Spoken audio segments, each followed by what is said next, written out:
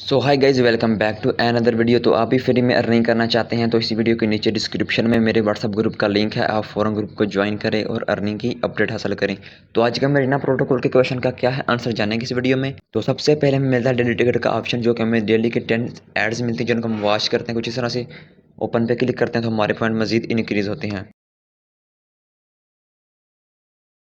तो आज का क्वेश्चन जानने के लिए हम क्लिक करेंगे डेली क्वाइज पे। जी गाइज़, आज का क्वेश्चन कुछ इस तरह का होने वाला है, आप इसको रीड भी कर सकते हैं। बात करें आंसर की तो आज का हमारा आंसर होने वाला है नंबर 1, नंबर 2, नंबर 3, नंबर 4। जी गाइज़, फाइनली आज का हमारा आंसर है नंबर 3 पे। आपने नंबर 3 पे सिलेक्ट करने के बाद करना है सबमिट पे क्लिक।